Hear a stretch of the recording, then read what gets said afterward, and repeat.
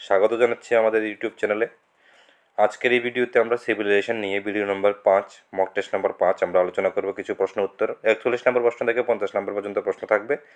সবগুলো প্রশ্নের জন্য তোমাদের 5 থেকে 10 সেকেন্ড সময় দেওয়া হবে। এই সময়ের মধ্যে চেষ্টা করবে যেন আনসারটা কমেন্ট বক্সে লিখে দিতে পারো। এবং এই আনসারগুলো দেওয়ার আগে তোমাদেরকে রিকোয়েস্ট করব ভিডিওটা পজ করে, ঠিক আছে, অথবা ভিডিওটা চলতে থাকুক, চলতে চলতে তোমরা ডেসক্রিপশানে যে নোটসগুলো আছে নোটসগুলো 2-3 বার ভালোভাবে পড়ে নাও ভিডিওটা চলতে চলতে, ঠিক আছে।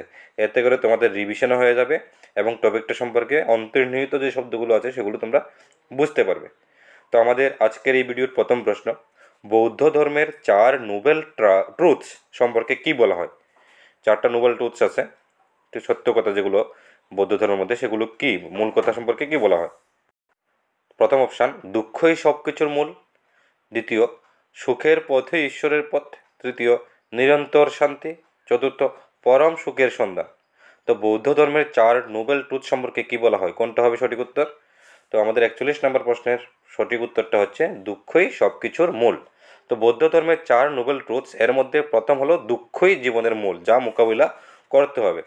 আমাদের সুখ শান্তি সবগুলো কোন সময় আসবে? যখন আমরা দুঃখটাকে কি করব, নিবারণ করব, তখনই আমাদের কাছে সুখ শান্তি সবগুলো আসবে। আর বৌদ্ধ ধর্মের নোবেল ট্রুথসের মধ্যে প্রথম মূল কথাটা কি, নোবেল ট্রুথসটা কোনটা, সেটা হচ্ছে দুঃখই জীবনের মূল। মহাবীরের অনুসারীদের কি বলা হয়? বুদ্ধ, ধর্মশাস্ত্রী, জৈন, আর্ক পাথিক। মহাবীরের অনুসারীদের কি বলা হয়? বুদ্ধ, ধর্মশাস্ত্রী, জৈন, আর্ক পাথিক। আর্ক পাথিক কোনটা হবে সঠিক উত্তর? 42 নম্বর প্রশ্নের সঠিক উত্তর যেটা হবে সেটা হচ্ছে জৈন।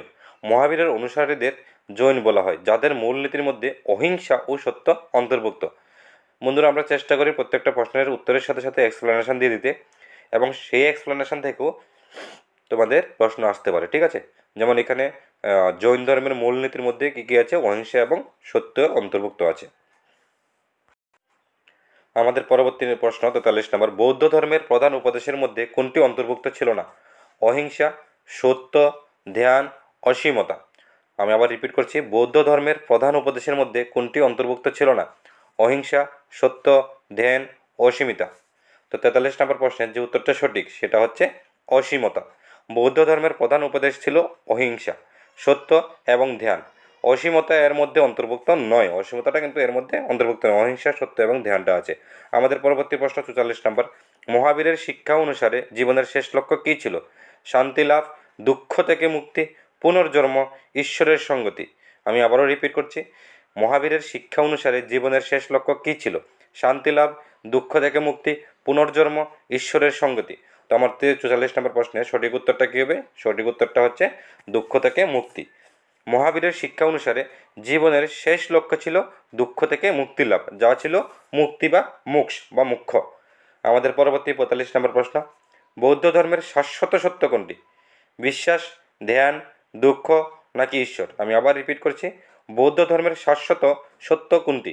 বিশ্বাস, ধ্যান, দুঃখ নাকি ঈশ্বর? তো আমাদের 45 নম্বর প্রশ্নের যে উত্তরটা সঠিক হবে সেটা হচ্ছে গিয়ে দুঃখ।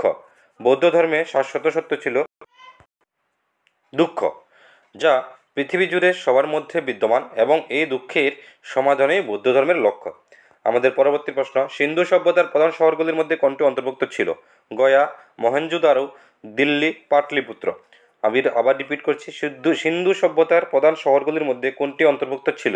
গয়া, মহেঞ্জোদারো, দিল্লি, পাটলিপুত্র। তো আমাদের 46 নম্বর প্রশ্নের কোন উত্তরটি সঠিক হবে? সঠিক উত্তরটি হচ্ছে মহেঞ্জোদারো।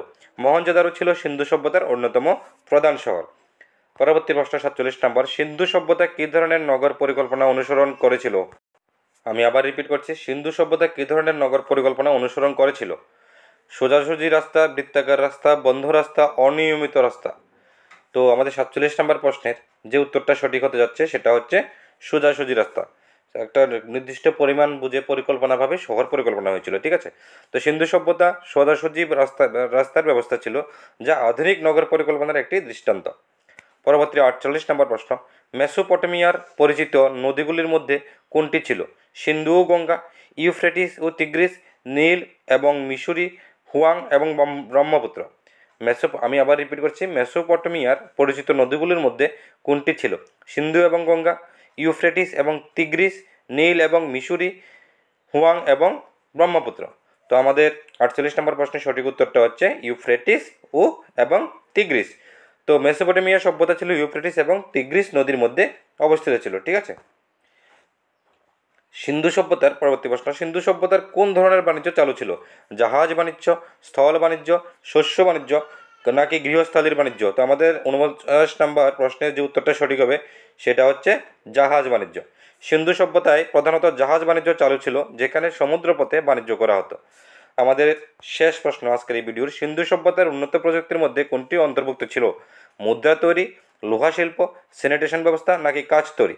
তো আমাদের 50 নম্বর প্রশ্নের উত্তর দেওয়ার আগে তোমাদের ছোট্ট একটা ইনফরমেশন দিয়ে দিই। আমাদের ডেসক্রিপশন বক্সে তোমরা দেখতে পাবে কিছু হোয়াটসঅ্যাপ গ্রুপ আছে, এই গ্রুপগুলোতে জয়েন করো না, তোমরা নোটসগুলো পেয়ে যাবে। তো আমাদের 50 নম্বর প্রশ্নের সঠিক উত্তরটা হচ্ছে গিয়ে স্যানিটেশন ব্যবস্থা। সিন্ধু সভ্যতায় উন্নত স্যানিটেশন ব্যবস্থা ছিল, যেখানে শহরের পানি ব্যবস্থাপনা এবং দুঃখিত এবং নিকাশির ব্যবস্থা ছিল। ধন্যবাদ সবাইকে। ভিডিওটা ভালো লাগলে, উপকার আসলে অবশ্যই একটা লাইক দেবে এবং কমেন্ট করে জানাবে তোমাদের অন্য কোন টপিকের উপর ভিডিওর প্রয়োজন। ঠিক আছে, ধন্যবাদ সবাইকে। সবাই খুব ভালোভাবে প্রিপারেশন করো।